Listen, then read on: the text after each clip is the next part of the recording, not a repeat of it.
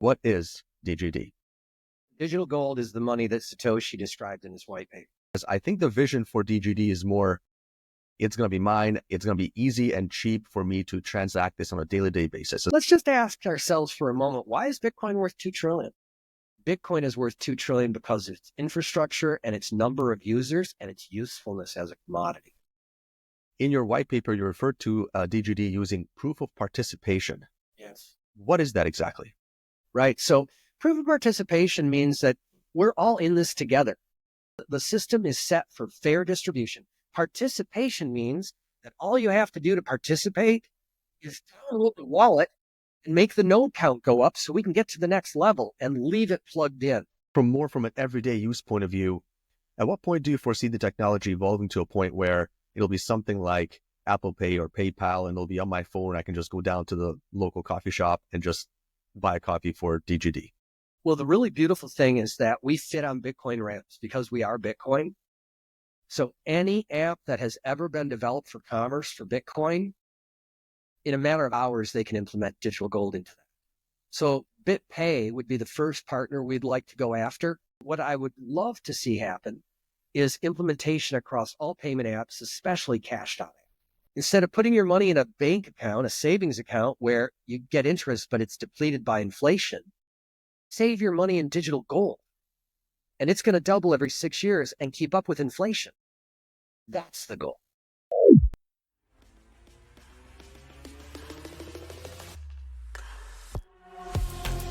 This is the Money Seed Podcast, where we discuss all things investing, plain and simple, the way it should be. Please remember, this show is for educational and entertainment purposes only and is not intended to be investment advice. Welcome back to the Money Seed Podcast. Today, I'm honored to host John Gotts. John is one of the founding members of DGD, also known as Digital Gold. John, welcome to the show. Thank you, Gabe. It's great to be here. John, there's a lot in that phrase, digital gold. I know a lot of people refer to Bitcoin as digital gold, but this is something different. This looks like it's a new coin, a new crypto product. Tell us, what's the elevator pitch? What is DGD?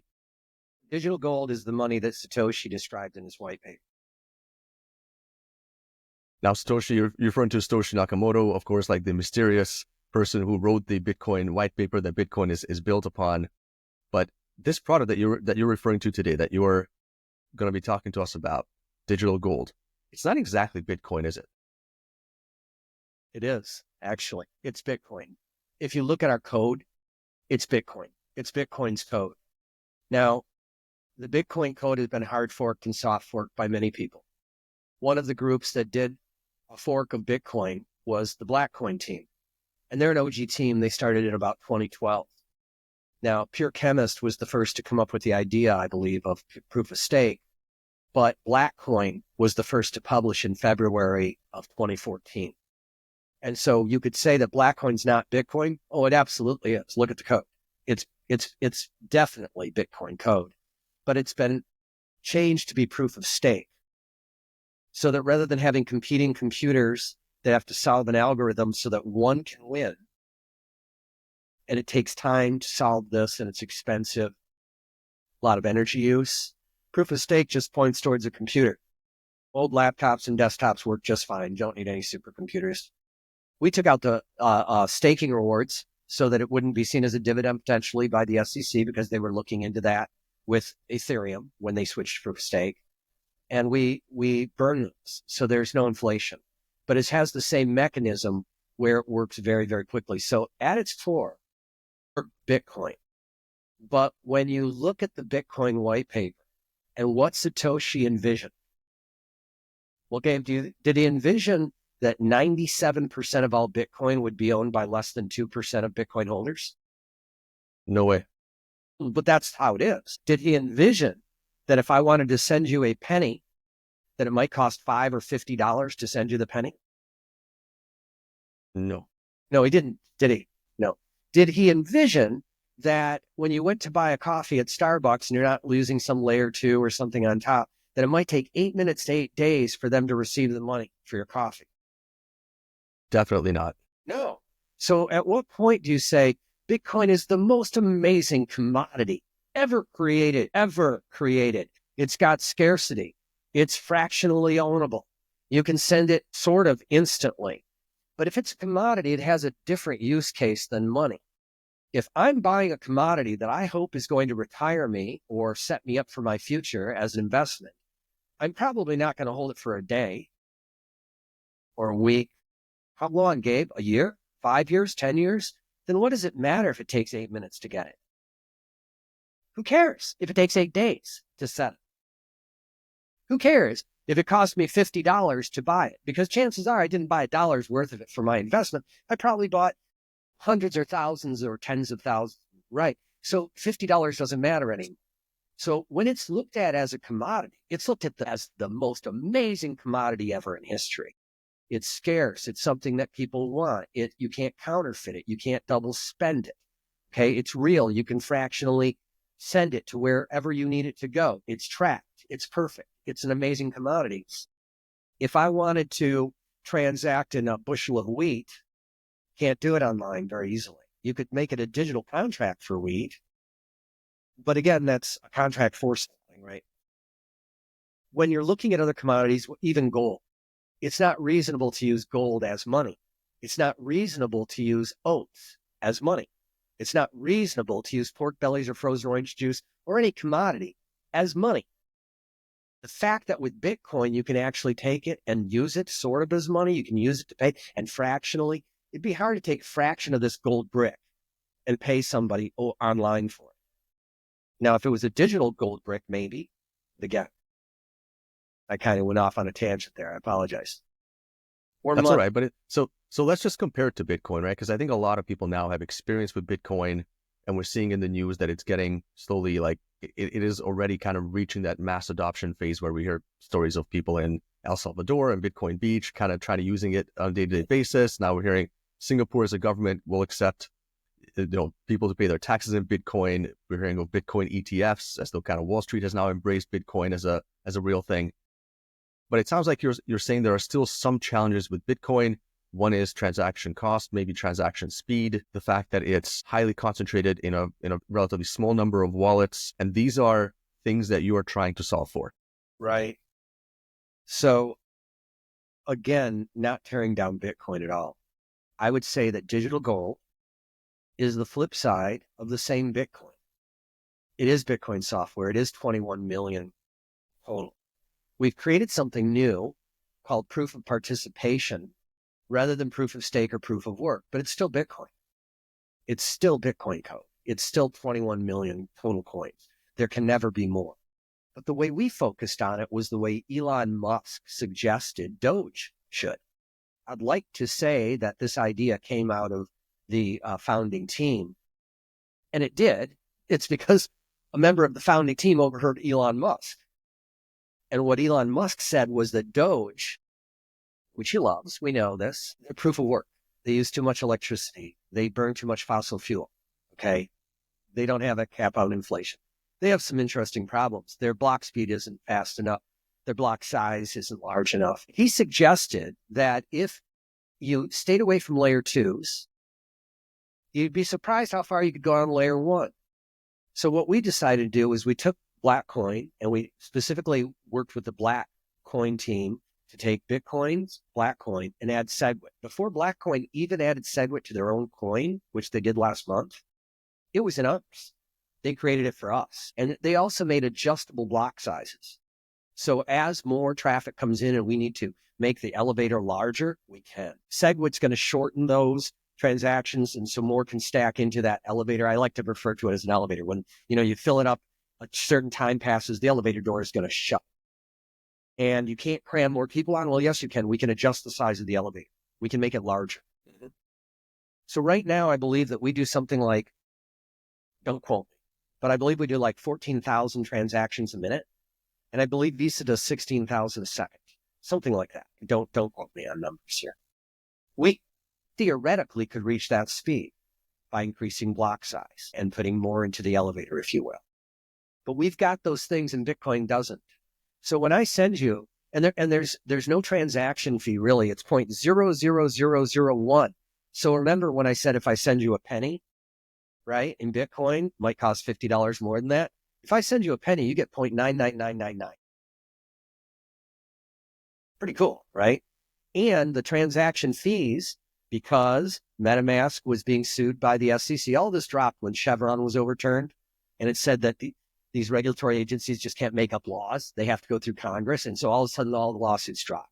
But what were they trying to do? They were trying to come after MetaMask, saying it was a money transmitter because they were allowing money to transmit between things. So to be a money transmitter, like being a broker dealer, there's a success fee that's charged. We don't charge. In fact, we burn that. So we actually have a slightly deflationary effect.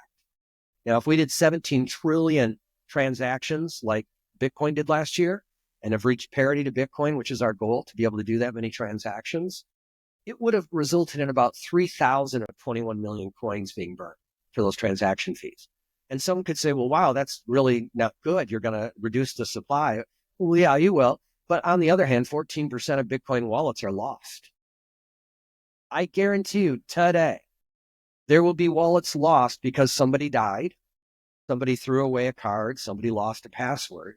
So I don't think it's going to have any kind of bad effect. Summarize that.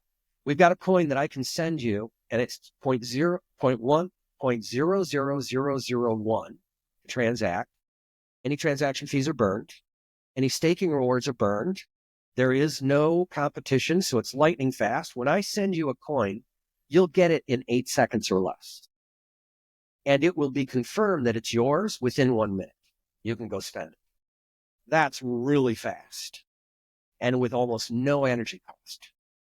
So then the question is, how do we create, now that we've got a currency that is the first smart currency? And I call it a smart currency because Elon Musk and Satoshi are very smart. And they really created this. I didn't, and my team didn't. The team I'm on didn't, okay? But we did listen, and we did execute on what other people suggested would be the way to go. And I think that Elon Musk was right. Amazing. So the vision here, if I understand you correctly, the vision here is that DGD will be used by merchants and people for everyday transactions. Because I think Bitcoin is not there yet. I think most people, at least in America, who hold Bitcoin, they hold it as a speculative kind of investment or security that may be worth more money in the future, right? That was the analogy you referred to when somebody buys it and holds it for a decade because, hey, I might retire on this thing. Whereas I think the vision for DGD is more, it's going to be mine. It's going to be easy and cheap for me to transact this on a daily basis as I get my coffee at Starbucks or whatever. Exactly. So then the next question is, how much is it worth? And how do we price it? And how do we keep a stable price that has no bid and ask? That's never been done before. What? Another novel invention by the Digital Gold team? Yes, indeed. In order for you to have money and have it transact and be stable, you have this idea of a stable coin, right? This idea of a dollar-backed coin. Now, I'm not going to get into whether Tether or not has been audited or should be audited or if that money's, I don't care. It's in treasuries now, whatever. Same with USDC. But just show me where, Gabe, in the Satoshi's white paper, does it say that we need a coin that when used in commerce can be turned back into a fiat currency so that merchants can actually do something with it? Show me that. Show me that. It's probably not there, but I think the idea is that if I have, like, say, Bitcoin, which is very volatile, if I'm running a business and I got to pay rent in dollars at the end of the month and I got to pay my employees in dollars, I can't have all my money in Bitcoin because if Bitcoin crashes 20%, I can't make payroll, right? That's right. You got it. And so yes, we have created a digital currency, a smart currency that can do these things, but we need to do two things. First of all, we need to reach parity to Bitcoin. And I'll explain that in a second. In other words, value. We want to be worth, right now with 21 million coins, we want to be worth as much as Bitcoin. $2 trillion, $100,000 per coin. How do we achieve that? And the first question should be, why does Bitcoin have any value? Because before you can say, how do we reach parity to Bitcoin, let's just ask ourselves for a moment, why is Bitcoin worth $2 trillion? Yeah, I think that's more like a philosophical question. I think the idea is that I don't think it is, Gabe. I don't think it is. Tell me why you think that Bitcoin, tell me why Bitcoin is worth $2 trillion today. In your opinion. And I think the only answer that comes to my mind is there is a human being out there who's willing to pay $10,000 for a Bitcoin or $100,000, whatever people are willing to pay for it is kind of what it's worth. I mean, I'm thinking of like the baseball card analogy. Why is a Honus Wagner worth like $4 million? Because there is a human being out there willing to pay that much money for it. I think that's the only good explanation I've ever heard of, like, why is gold or Bitcoin worth that much? I mean, I imagine maybe you have like a more scientific or nuanced explanation, but. Well, okay. So, and what you're talking about is a greater fool theory, right? If you can find some fool who's willing to pay more than I paid, then I'm going to make a profit, and that's what that's worth now. Okay, good. I believe, okay, before I go there, but why does the dollar have value? I think the dollar has value because there is always demand for it, right? The government wants you to pay your taxes in dollars. There's always demand. As long as there's demand for it, people will be willing to trade other things of value to get it. You're going on perception again, but what I would say is that there's actual intrinsic value in the dollar, just as there is actual intrinsic value in Bitcoin. Let me explain. The dollar right now, I don't know where you are in the world right now. Doesn't matter. You could be in Dubai. That's literally halfway around the world from me right now. But I can send you Bitcoin right now. It's going to take a little bit to get there and that, but we can. Dollars. I can send you dollars right now. It'll get there. What do both have in common? Infrastructure. They have infrastructure. There already are tentacles globally that allow me to transact in dollars. Whether it's the SWIFT system, whether it's ACH or wires, whether it's credit, debit, retail, gift cards, whether it's PayPal or Venmo or whatever, there are systems in place, banks that allow us to keep our money, know how much money's there, gain interest on our money, send our money, wire it, receive it, all of this, pay it at a merchant, pay it with your Apple Pay, Google Pay, whatever.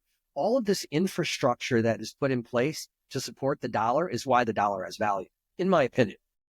Yes, widely accepted. Yes, fool theory, we all accept that the dollar is what the dollar is. Okay, forget inflation for a moment. The fact is that it has real value because of its infrastructure. So if I looked at Bitcoin and said the same thing, Bitcoin has 100 million users globally. 100 million. It has this massive infrastructure of almost 15,000 supercomputers, making sure that everything is running as fast as it can be and as secure. And that's real value. Let's look at other comparables in the marketplace outside of currency. Let's look at computing power. Amazon Cloud, Microsoft Cloud, Google Cloud, all trillion-dollar businesses. Really? Yeah. And what do they have that Bitcoin doesn't? Well, they have all sorts of costs. They have warehousing, they have cooling, they have heating, they have maintenance, they have parts, they have service personnel, they have security personnel. They have so much that goes into keeping that infrastructure. Bitcoin doesn't have any costs. I mean, the cost is absorbed by those people that plug it in. They absorb the cost. But there's no company that has to pay these bills or it's going to go out of business. So what is Bitcoin worth with 100 million users and the ability to do more transactions than Visa, or as many? And how much is Visa worth, right? So you look at these and you go, okay, I'm starting to understand there's intrinsic value behind Bitcoin, not just the electricity needed. Because, of course, no one's going to spend money on parts and electricity and then sell their Bitcoin for less than what it costs to get it. So the electricity is for sure setting a base price for it, which is interesting because they were mining it at 20 grand this last year, and they were making money. And now at 100 grand, they're making money. So that kind of doesn't exactly fit. But if you understand that part, Gabe, about infrastructure being valued, then you could say Bitcoin is worth 2 trillion because of its infrastructure and its number of users and its usefulness as a commodity. It's trade. You should learn commodities. If you understand and you agree with that, then the next step is really simple. For digital gold to reach parity with Bitcoin, we need 100 million users. We need to be able to transact almost 20 trillion transactions. And when we do it for less in electricity costs, much faster at no transaction fees than Bitcoin. Well, then we're money. We're literally money. We literally have as many users as Bitcoin, as much computing speed as Bitcoin, and we're transacting for almost free, and there's no inflation. My God, we literally became the Satoshi white paper, didn't we? Yeah, John, I have to ask you, when you talk about the transaction cost, and obviously we talk about like proof of work and how much electricity that uses, in your white paper, you referred to DGD using proof of participation. Yes. What is that exactly? Right. So proof of participation means that we're all in this together. I mean, I've heard people say, oh, don't refer to it as a game. No, it's the game of life. We're all in it.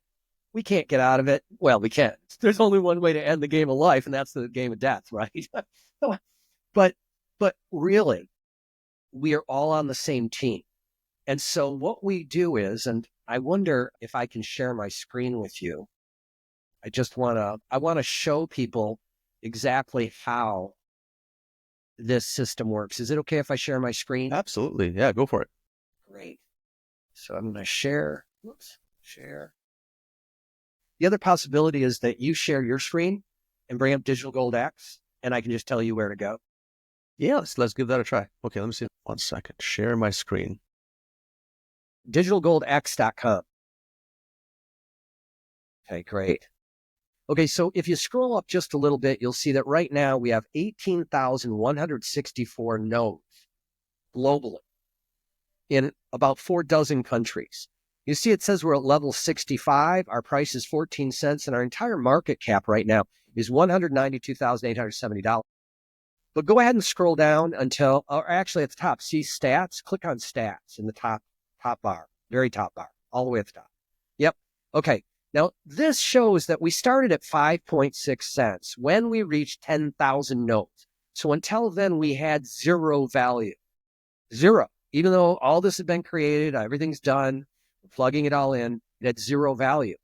But as you see, on January 9th, we had we asked mining pools to join us, and we shot up all the way to 10,000 and started the game. And the game now goes through 1,000 levels. Every time we increase about 1% the number of nodes plugged into the system, because remember I said intrinsic value is based on the number of nodes plugged in, speed, the number of users. And what you see here is that we jumped up to 10, and now we're almost double that. In less than a month, we are up to 18,000 nodes globally. When we go up 1% in nodes approximately, the whole network value goes up about 1.45%, and we go to the next level. When we get to the end level, level 1,000, we will have given out 19,900,000 coins. Okay. Price will be validated at each level along the way, which I'll show you, because validation, we talked about earlier as far as how much is this can of soda worth? If I tell you it's $100, well, it is if someone will pay it, right? Right. And if 1 million people paid $100, it must be worth $100.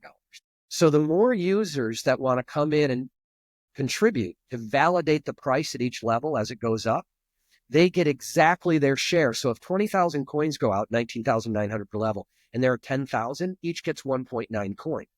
But when there are 100,000 people, you only get 0.19 coins. So the first people into Bitcoin got to collect all of these coins. If you had been in on day one with your laptop, you could have accumulated like Satoshi, 1 million coins. Okay? So the first people into this game are going to get the most coins per level. Is that fair? Well, hell yeah, it's fair. These are the original oyster eaters. These are the guys picking it up so that everybody else gets excited about it. You bet they deserve extra coins. So if you scroll down a little further, go all the way down. We're at 14 cents now. We started it at 5 cents. Okay, keep scrolling down. And I'm going to show you, this is how it all works. As the wallets grow in numbers by 0.926219098704758%, the value of digital gold grows by about 1.45%. As you can see at level 1, down below in the chart, in the second, 1,000, 5.6, our market cap was $1,180. I see these meme coins coming out with, like the hot coin came out worth $500 million. Give me a break. I mean, no offense, but give me a break. Good for them, bad for them, they were scammers. But we had a market cap of $1,100. Now scroll down to the bottom. You see that as it goes up, the price is going up and the market cap is going up only if people validate. Now we're at level 64, so go ahead and click next twice. Now scroll up to the very top and you'll see that right now, if you join today, you're going to get about 1.113 coins in this next level. Now, what if you wanted to go in and buy $1,000 worth of them? Well, you can't. Because remember, I said fair distribution. We don't want all of these coins to end up in the hands of 2%. Now, maybe just because the way commerce works, that'll end up in the hands of all the merchants anyway. But you see that for us now to get to the next level, we have to go from the 18,040 to 18,207. When we do, the price will go from 14 cents to 14.335. The market cap will go from 192 to 198.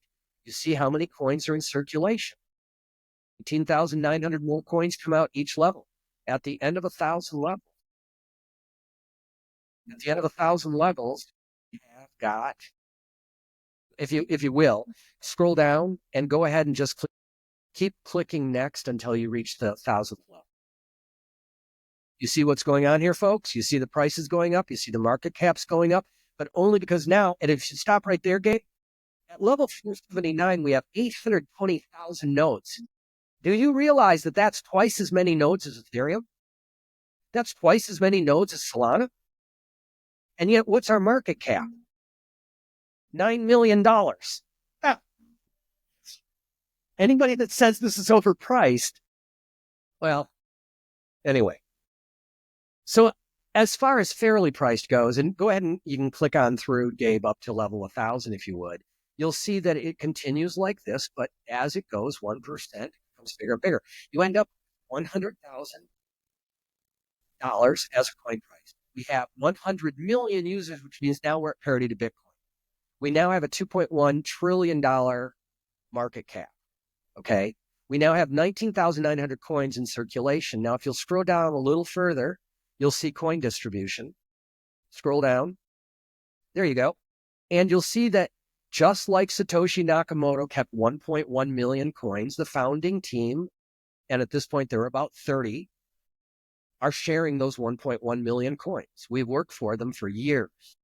That said, we're distributing them out for people to be able to actually freely spend them over the course of the 1,000 levels. So as we succeed, the team succeeds. So 1.1 million coins is about 5%. All the rest is going out to the community.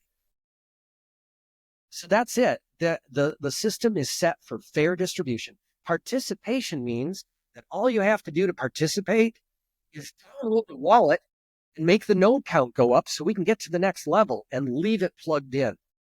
Okay? Now, Gabe, once we reach $100,000, the community has agreed that at that point, the price of the coin goes up on the 15th of every month, 1%. Now, have you ever heard of the rule of 72? Yes. Basically, you divide 72 by the percent that your investment grows every year. That's roughly your doubling time. That's right.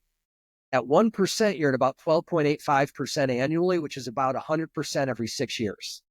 So the average annual return of the Dow Jones Industrial Average for the last 100 years followed the rule of 72. So we're going to do that. Instead of putting your money in a bank account, a savings account where you get interest, but it's depleted by inflation, save your money in digital gold. And it's going to double every 6 years and keep up with inflation. That's the goal. Inflation-adjusted money is the end goal. Was the goal for you to get rich buying digital gold? No. Could you? Absolutely. Just like Bitcoin, you could have gotten in at a penny, 5 cents, 20 cents. You'd be laughing now at 100 grand. You can do that. But our purpose is not to make people rich. It's so that the hard work you do and the money you save for your retirement or the future can still buy you in the future what it could buy you today when you were working so fucking hard. That's all. It's just inflation-adjusted money. Its intrinsic value is 100 million users and being able to transact as fast as Bitcoin, well, faster than Bitcoin, but the same number for less. So This is a unique coin. Proof of participation is absolutely new. Contributing to validate each level is absolutely new. And here's the final piece. I told you earlier, no bid ask. We're talking to a dozen exchanges globally right now that are going to be plugging us in different regions so we can add on and off ramps to the local major currencies of the world.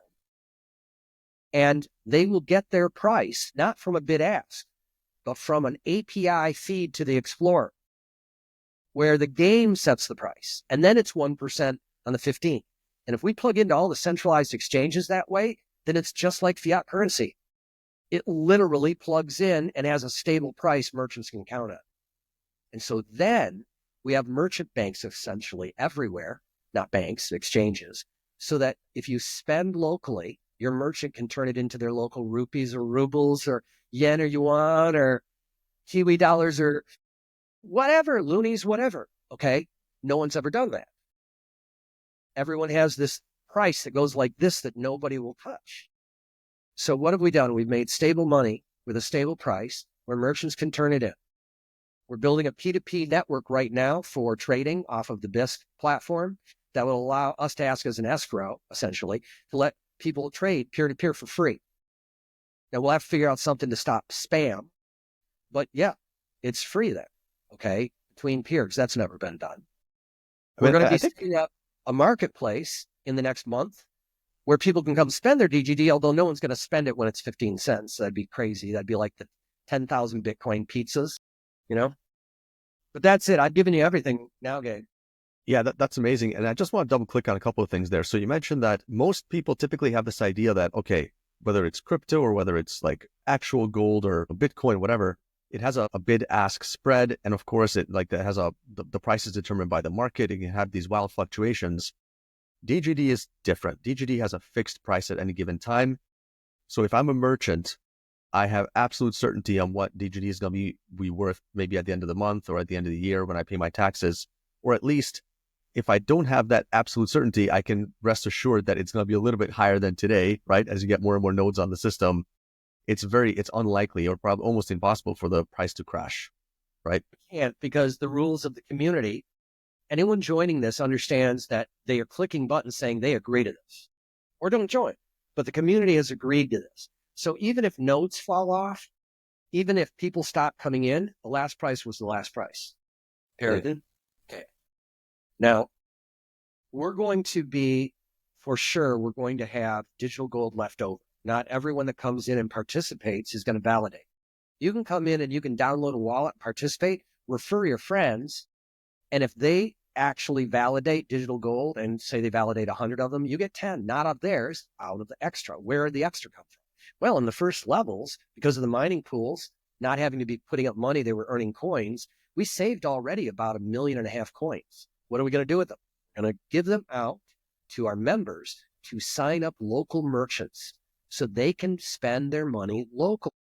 And then we're going to reward the merchants and our community to go sign up the entire supply chain of those merchants that you love so they can turn around and instantly and for free pay their entire supply chain all the way back to raw material. When we've accomplished that, Gabe, then we're money. Mm-hmm. Okay? Because then there's no reason to trade back to fiat. If everyone along the entire supply chain accepts DGD, then there's no reason for anyone to really exchange their DGD for fiat currency. Yeah. Why would you? The fiat you exchange it for goes down in buying power, while ours continues to not surpass buying power, but keep it down. I want to throw one last thing out at you, Gabe. How big a fan are you of Michael Saylor and MicroStrategy? MicroStrategy, Michael Saylor. I mean, I kind of follow him. I don't know if I'm a fan or not a fan, but I know that he's extremely bullish on Bitcoin. And I think he's been kind of an advocate for Bitcoin for a long time. But other than that, I don't have a positive or negative opinion of him. Fair enough. Did you hear him talk about how the U.S. government should have a strategic reserve of Bitcoin behind its currency? $10 trillion reserve is what he said. Well, you know me, I like to steal things. Picasso said, what a good artist borrow, great artist steal. We took Elon Musk's idea, we took Bitcoin's idea, we took their white paper. Now we're going to take MicroStrategy's idea. When this money came in, the only reason that we were asking people to contribute and validate is for the point that you made. This is not worth $100 unless millions of people are willing to pay $100. Now it is worth $100, right?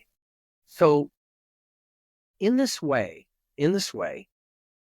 we brought in all this money. If we bring in the full spectrum, all 1,000 levels, and we sold out literally every level, we'll take in $142 billion. Not million. Bravo. Billion. Okay. What are we going to do with that money? Originally we thought, well, we'll spend it on marketing and promotion and getting more and more people to know about digital gold and have conferences, and we'll do these things. Never developing software. We're not a company. We're not a security. You're not investing in us to go build something. But promoting this and marketing this and that. Where do you spend $140 billion? That's a lot of fucking money. Michael Saylor gave us the answer. We're building a Bitcoin strategic reserve. As the digital gold is validated at each level, as we give it out for merchant adoption and all the rest, we try and take our digital gold to zero. What if just like back in the day of the silver certificate, where it said payable to the bearer upon demand, $1 in fine silver for a $1 silver certificate? Or go back further, it was a gold certificate, and it said payable to the bearer upon demand, $5 in fine gold, right? Okay. At one point, in 1964, they cut off putting silver in our coinage because the silver content of the quarter was worth more than a quarter. They did the same with the penny. The copper in the penny was worth more than a penny. Is it possible that digital gold will someday have more value behind it in Bitcoin than the actual face value of our currency? Absolutely. It probably will, because ours doubles every 6 years. So 100 grand will take 6 years to become 200 grand. Well, I should say real value. 2 trillion is going to take 6 years to become 4 trillion. But if we spend 100 billion on Bitcoin and it goes from 100 grand to $1 million, don't we now have $1 trillion behind our coin in Bitcoin? What if it goes to 10 million, like they say it's going to? Oh, well then don't we now have 10 trillion behind our $2 trillion coin? Right. So now ours is not just an inflation-adjusted help you protect your savings and hard work and earnings, but we will actually ultimately, if this is successful, be like silver coinage from 64 and before, where the coin is actually worth more in Bitcoin behind it than the value of the infrastructure of this coin.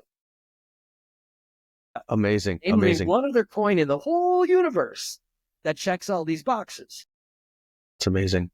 So it almost has intrinsic value just based on the fact that it's linked to Bitcoin, if that comes to pass. Forms of intrinsic value. It has Bitcoin and all of its intrinsic value that I described. Plus, we had to reach parity to Bitcoin, so we also have 100 million users. We also can transact 20 trillion transactions.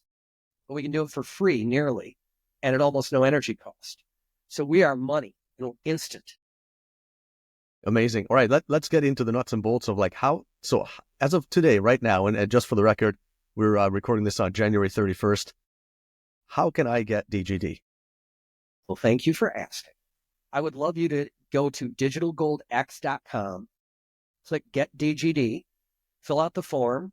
As of 2 days ago, now working with Block, we are able to take Visa, MasterCard, American Express, Diners Club, Discover, Apple Pay, Google Pay, Cash.app, which we love, which means that you could probably use crypto that's on Cash.app to purchase. So you can do that. Or you can use USDC or USDT. Okay. So the first thing you have to do is you have to download a wallet. So you go to digitalgoldx.com, download a wallet. Now the wallet's on your computer. You're ready to go. Now you take the receive address that you're going to be sending, you want us to send your digital gold to, that you're going to be contributing and validating and getting. You put that in, you put your username and password, no email. We don't want to know who you are. We have a tricky way behind the scenes when we look at how much you brought in and which of many dozens of MetaMask accounts it's going to go off to if it's USDC or T, for instance. We know who you are. We add a couple of digits to the end and we can see you. So it's total privacy. But you've done that now. You've now put in a username and a password. You've said you're going to donate in USDC or T. You click the drop down and say how many levels of the game and how many coins you want to collect. And then you check the boxes, say you understand this is not a security and we're a community and we all agree to these things. And then you hit go and that's it. And it says, okay, copy this amount, paste it into your send, copy this address, put it in your send if it's USDC or T, hit go, bang. within a minute to 3 minutes, depending on the speed of MetaMask, frankly, it could be 10 or 15. It shows that your account now has a balance of USDC. And when it hits the next level, you'll see the USDC level go down and you'll see the DGD balance go up. And so you get your share from that point on for every level you paid for. That's it. And then if you ever do want to sell it or spend it, we'll have a marketplace and a P2P engine for you guys to trade. The tough thing is it's scarce. I will tell you how to get more of it, though. Let's say that you were going to come in and you were going to put $1,000 down. Okay, just throwing out a number. $100, whatever. I'll say $1,000. Okay, you're going to put $1,000 down. You would be smarter to take that $1,000 and let's say you have 3 computers in your house, put 333 down on each one of them. Why? Because first of all, we would like 3 more nodes instead of 1. It helps us grow. It makes us secure, stronger, etc. Okay. But on top of that, if you put $1,000 here, remember how you get less and less coins? The further out you go, you get less and less and less coins. All the coins are up front, but most of the coins you're going to get up front. Well, if you put it on 3 machines, they wouldn't go all the way out, but now 3 of them are collecting the max coins at each level. So if you really want to bulk up on this because it's so hard to get digital gold, get every computer you can in your household. Download a wallet. Put $40, which is the minimum, on each one of them. You're going to get like 20 coins. If we hit our levels, that's $200,000, $40. And you say, well, God, that just sounds impossible, John. I don't know. When I married my wife, Bitcoin was $1 in 2012. If we'd just put $1,000 down, we'd have $100 million. Sounds crazy, huh? 1,000 turned into 100 million? Yeah, it did. So what I would recommend anybody that's out there doing this is take whatever you'd like to put into this and divide it amongst as many computers as you can, because you're helping the community, you're helping build nodes, which is what it's all about, but you're also going to get the most coins in those early levels across those machines. Does that make sense? It makes sense, yeah. So my question is, I guess, from an everyday use point of view, at what point do you foresee the technology evolving to a point where it'll be something like Apple Pay or PayPal, and it'll be on my phone, I can just go down to the local coffee shop and just buy a coffee for DGD? Well, the really beautiful thing is that we fit on Bitcoin ramps because we are Bitcoin. So any app that has ever been developed for commerce for Bitcoin, in a matter of hours, they can implement digital gold into that. So BitPay would be the first partner we'd like to go after. I think they got like 75 million in funding from Virgin Group and Peter Thiel's Founders Fund. And they're OG, since like 2011, right? And they're already hooked up with Abercrombie and Fitch and others. We'll definitely go on those rails. Will we have our own form of payment? I don't know, because that starts to lean towards maybe we're security, because now we're building things with money coming in. And so I'm against it. But what I would love to see happen is implementation across all payment apps, especially Cash.app. We love Dorsey. We think he's just a genius hero. And so ultimately, I would like to think that we're completely ubiquitous within 5 to 10 years, like globally, like everybody knows us, right? I would like to say that within the next year, by January of 2026, our goal is to reach our goal. We want to reach 100 million users this year, right? And how do we do that? We have to turn every single user of ours into an evangelist. They have to understand this and love this and understand just why this unique proposition is here and exists, and what it means to the world if we can implement it, and if they can get excited about that. The other thing is bloggers, podcasters, YouTubers, Rumblers. We're actually going to be starting a Slack and inviting in, not the biggest, not the guys that get 50,000, 100,000, a million views. Shit, those guys want 50 grand just to sit down and talk to them. Mario Newfold and these guys, good for them. What we want to do is we want to take all the podcasters we can find that get 5,000 views or less on a typical video and bring them together and make them the thought leaders and the knowledge leaders of this new space, and give them inside access to the founding team, and then have live chats on X where all of these people come in and they're all like the speakers, okay? And they can bring their audiences in and they can share with their audiences. And through this promo link, this invitation link, any of them can earn digital gold for anyone that listens to them and goes and gets digital gold. So we will then create a way for podcasters and YouTubers to become the new knowledge leaders in this very blue ocean. It's a red ocean for Bitcoin. You want to go talk about Bitcoin? Yeah, you and 10 million other people are talking about Bitcoin. And those with the biggest followings have been here early. Right. So we want to make you guys that are early the big knowledge leaders. So when 5-10 years it's ubiquitous, you guys made all of your followers rich. You guys got in when you could get a lot of coins real cheap. So the way that we're going to grow to this ubiquitous behavior by people globally with digital gold is by embracing our community and helping them become evangelists and helping them earn digital gold by spreading the word. Signing up merchants. I'll give you $1,000 in digital gold if you go and sign up all of your local merchants. We'll give you $1,000 a pop, but then those merchants actually have to activate it and actually use it, right? But the more that we can get rid of the digital gold in the treasury by building the community and building the nodes, that's the whole purpose. Amazing. You mentioned at the beginning of the discussion here, John, that you are already in 4 different countries. Tell us a little bit about which countries are you seeing a lot of excitement and uptake, and what is the regulatory response has been in these various countries and jurisdictions? Right. So it's interesting. We're everywhere. I mean, Thailand, Singapore, Romania, France, South Africa, Canada, Brazil, Venezuela. I mean, we're just Mexico. Like, I don't have the list in front of me. I was keeping a list for a while, but once we hit 40 after the first 2 weeks, blown away. And not only that, in France, for instance, we had 1, then we had 2, then we had 5, then we had 12. Holy shit, right? Because we didn't market it. We did a Charlie Shrem podcast and we did 2 other tiny little podcasts. That's it. There's been no marketing anywhere globally. So the fact that this thing is hitting the ground and then spreading, I think it's good. It's amazing. Cool. Yeah.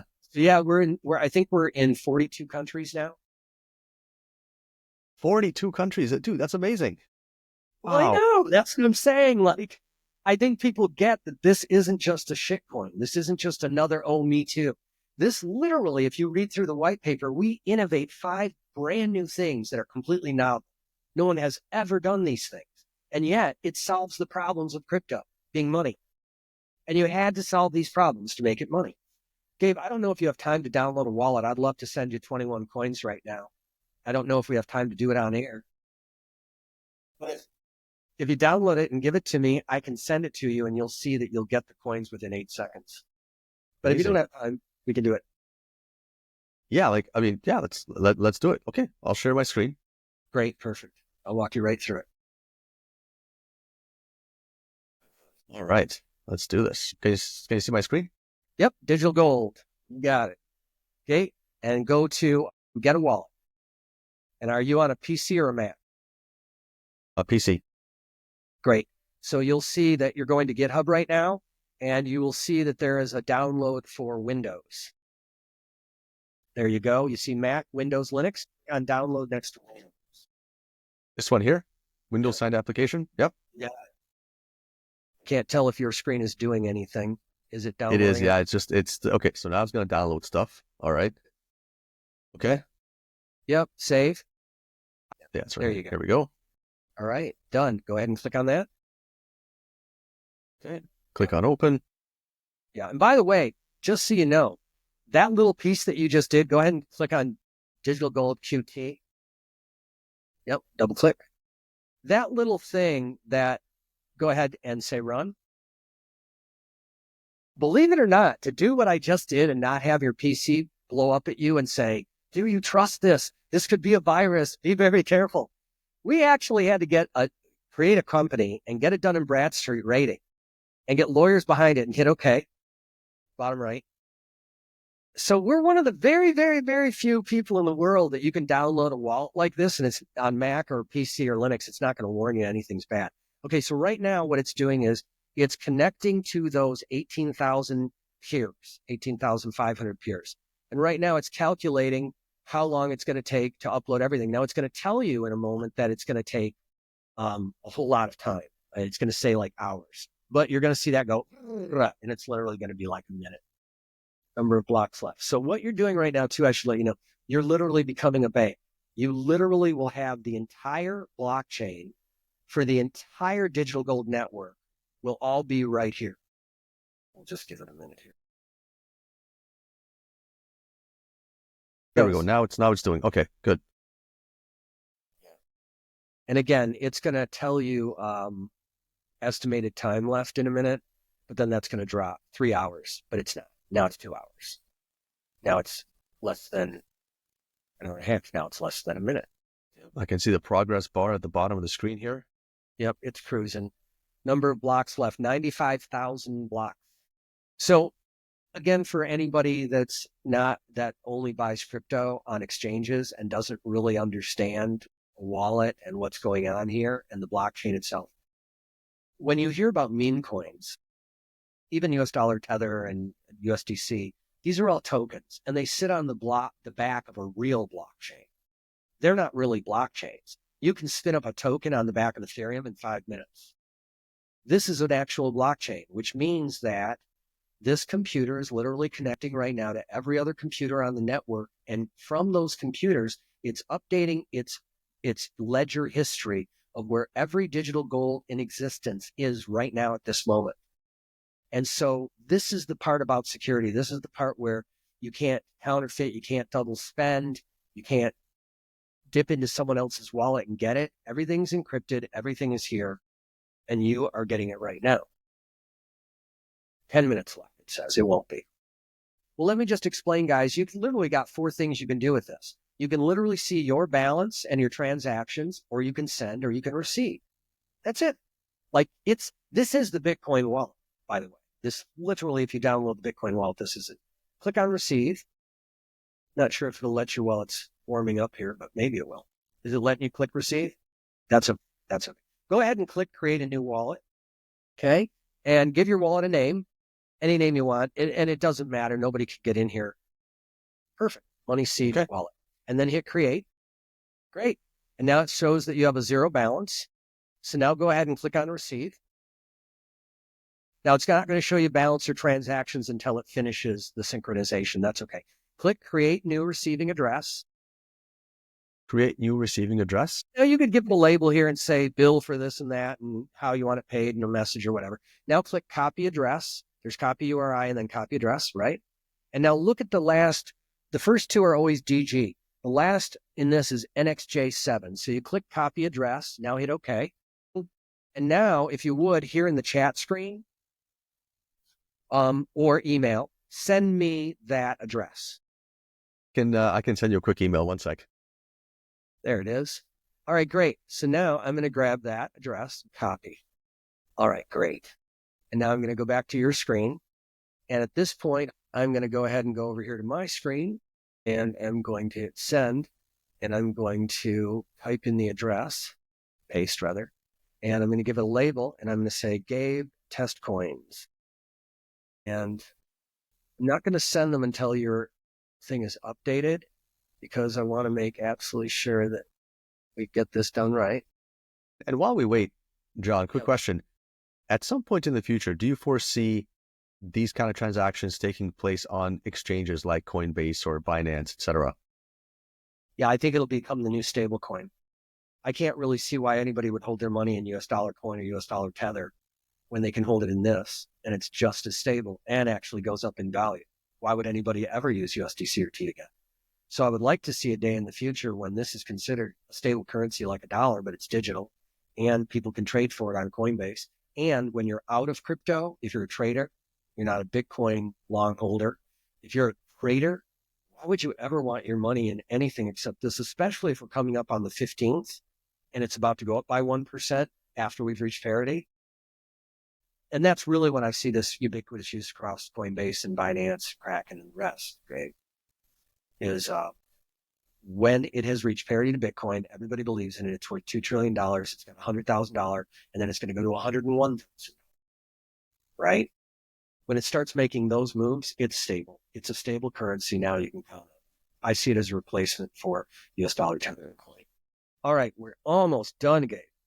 Now, we've thought about doing one where you don't have the whole blockchain, and we could do that, and it would have been much faster because you wouldn't have downloaded the blockchain. We've also thought about maybe don't do the whole blockchain, maybe just do a certain time period. But until we make that decision, we'll just keep doing it the way Bitcoin did. And there we go.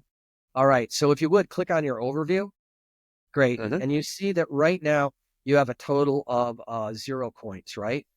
Correct. Okay. And so I am going to send you your coins right now. 1001, 1002, 1003, 1004, 1005, 1006. There There you it go. is. 6 seconds. 6 seconds verified. Look at this. Amazing. And it's available already. Absolutely amazing. Yeah. I plus- love that, man. I love that. Now imagine you were standing in front of me. I'm a barista and I just gave you your, grande latte with 2 vanilla pumps or whatever. And you give me your digital gold. Bang. 6 seconds. You're approved. You're done. That's amazing. It's that easy. It's that fast. Yeah. Wow. Wow. I love it. That's amazing. So there you go. So this thing is fast. I imagine that there's really no real barrier. I mean, what are the barriers to adoption in your view? Most people in crypto are on an exchange and don't self-custody. Self-custody is so much safer, Gabe. You're the only one who can lose your coins. Mt. Gox lost a lot of coins. FTX lost a lot of people's coins. Central exchanges get hacked. Centralized. To have your coins in your own wallet is going to be something new for people. They're not used to that. They're used to logging into their Kraken account and doing what they want with their crypto. That's not this. If you're into trading coins, this isn't it. You're not going to have enough coins to trade, and you're only going to kick yourself in the ass every time you think about it a year from now. You're going to be like, oh my God, I paid how much for that? No. Okay. So the barrier of entry is people downloading that wallet you just did, waiting 5 minutes for it to download, installing it, and understanding that I can now send and receive, and I can keep these myself. In our peer-to-peer exchange based on BISC that we're going to be coming out this year, I don't know for sure. I haven't looked into the technology enough. I've depended on my developers to think about this, and I haven't literally had time to sit down and ask, what did you guys find? My understanding is that BISC will literally pull it from your Bitcoin wallet, your digital gold wallet, and send it to this person's digital gold wallet. And that the USDC or Bitcoin or whatever you use to purchase this will go from this wallet to this wallet over here that belonged to this person. So it's literally going from self-custodied wallet to self-custodied wallet. And the only thing we do in between is act as an escrow. We don't charge for that. It's just an escrow, just to make sure that you did send those and you did send those. And so we stop them right here until we see both are there, and then we let them pass. Self-custody, Gabe, is the thing that's going to throw people off. That's the one thing. I don't think 12% of people in the world I read self-custody their crypto. That means 88% of these people have never done this before. Teaching people new things is the toughest thing, Gabe. Well, John, I thank you very much for joining us today. Where can people learn more? Where can they follow you? Where can they follow the DGD project? Yeah. digitalgoldx.com is the best place. We really don't use social media at all. We have an X account at digitalgold.com community. We have digitalgold.org for the foundation. You can sign up for the newsletter at digitalgoldfoundation.org. Okay. But we really are trying to create a community hub where people can communicate and blog with each other and hang out with each other off on our own turf. And the reason why behind that, by the way, Gabe, is for the security of the users. We do not have a Telegram account, and I do not personally have a Telegram account because I don't want people to find my bio, copy it in 5 seconds or less, and then go into one of my chat streams and start direct messaging people that are connected to me saying that they're me and they'd like to sell them some digital gold on the side. And the person sends the money and they never get digital gold because it wasn't me. There's so much in the way of spam. There's so much hate. There's so much in the way of trolls. We're not interested in any of it. Bitcoin wasn't either. Show me Bitcoin's X account. Show me their Telegram. Show me their Discord. Well, they don't have them, do they, Gabe? Why? Because it's not a joke. This isn't a place to go pump something. You either come here, you understand it, you join the community, you become an evangelist because you truly believe in freedom of money, in your freedom of money. You can't get this bank account shut down. You can't say something on social media that gets your money taken away like the Canadian truckers and anyone who donated to them. This is freedom, financial freedom, not financial freedom like, oh, I've got all the money in the world, I can buy what I want. No. We're protecting your money, dude. Okay, we're protecting your money. This is your money, self-custody. So digitalgoldx.com, come in, download a wallet. We want you in our network. We want you to download a node. And then click DGD, get DGD, and go get some. $40, really. That's the minimum you can get in with, is $40.35 is the minimum that you can get in. If you spent $40 today, what would you end up with? You're going to go to Burger King 4 times? You're not going to be able to do it for $40, right? Well, what are you going to do? You're going to go get some lattes, coffees. These Red Bulls are $3.50. I drink 2 of them a day. That's $7. By the end of this month, I'll spend $210 on Red Bull. It will kill me. It's cancer in a can, but it won't make me wealthy or give me any kind of financial freedom. Take that Red Bull money, go buy yourself some digital gold. Put $40 a month into it. Big deal. Put $40 in it. You that are lucky enough to be following Gabe and hearing this podcast right now have an opportunity as though you heard about Bitcoin when it was at 14 cents. John, I really think you guys are onto something amazing here. And congratulations to you and the whole team. I think you guys have been working on this for many years, it sounds like, and it's finally coming to fruition. So yeah, big congrats to you. I think you guys are onto something special here. I've put in 15,000 hours, just so you know. The guy that helped me work on this, and I just want to throw out one more thing, so just so you guys see how legit this project is. In 2015-16, I started meeting with Jed McCaleb, and not in-depth long meetings, but meeting these people. Stephen Narioff of Ethereum, Charles Hoskinson, Dan Larimer, Stan Larimer, Brock Pierce, all of these people, I started meeting them and asking them, why are ICOs legal? You're gathering money from a group of people to build something so they can profit. That's a security, literally by definition. So I started working with their attorneys. And I ended up working with about 4 dozen attorneys at 12 of the largest law firms for securities in the nation, ending up with Roel Campos. If you Google Roel Campos, Elon Musk, you'll see that Roel got him out of the court case, settled the court case with the SEC when he said he was taking Tesla private in 2018 for 420, which was a weed reference. It was a joke. But on a Thursday at midnight, Friday morning, the SEC sued Tesla for $2 billion. They sued Elon Musk for $2 billion. They said he had to step down as CEO indefinitely and as chairman indefinitely from any U.S. companies. They did that at Friday at midnight. I try and call Roel, and he won't answer. I text him, and he won't answer. Saturday, he won't answer. Sunday, I'm like, do I need to talk to your wife to see if you're alive? Like, I'm literally worried about you, dude. So Roel contacts me back, calls me. He's like, John, I've been working with a single client who's been taking up all of my time. And I said, is it Elon Musk? And he's like, well, John, the news is going to come out tomorrow. But yes, but don't say anything. And I said, no problem. I can settle this for you right now. He said, how would you settle this? I said, you need to go to the SEC and tell them that they fucked up so bad. They've literally ruined their resumes for the rest of their lives. They're going to be known as the people that destroyed shareholder value. Their charter in life is to protect shareholder value. They destroyed shareholder value that morning. That stock plummeted. Elon Musk is going to leave. He's just going to go to Saudi Arabia or China. We're going to lose all the battery plants, all the jobs, all the technology, all the America First innovation. And you guys, Chairman Clayton and the commissioners, will go down in history for causing this dramatic, incredible multi-trillions of dollars in losses. But they can get their ass out of the ringer right now with your help, Roel. $20 million from Elon, $20 million from Tesla, steps down as chairman for a year, stays on as CEO. The market will repair itself. The SEC will get a slap on the hand, and it'll be the fastest victory they ever had. But what they really will have done is save their own legacies. And he said, well, John, Elon would love that. 24 hours later, that was the sound. Literally, to the point. Last thing, Bitcoin. Amazing. After 15,000 hours of work with 50 lawyers from 12 law firms, ending with 7 lawyers at Hughes, Hubbard & Reed, sitting around a table for 2 days with me, grilling me on my argument that Bitcoin was a commodity, not a security, for these reasons.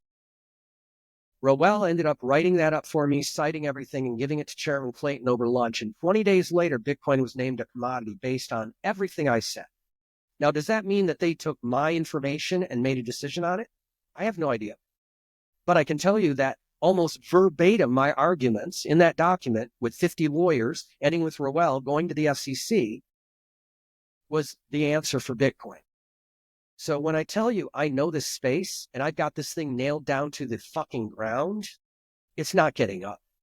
I have nailed this fucker to the ground. And if anybody can debate me and show me where I'm wrong, I would love that debate because I love corrective criticism and learning. But you can't. This thing's bulletproof. Go get yourself some digital gold. It's the future. I love it. John, thanks very much for joining us today. This has been a mind-blowing interview. I'm very happy and honored to have you on the show. I love you, Gabe. Have a great day, brother. Thank you. Hey, thanks for joining us for another episode of the Money Seed Podcast. Please remember to click like and subscribe. It really helps spread the message to other investors and it helps attract new viewers to the show. We appreciate your support. Thanks very much.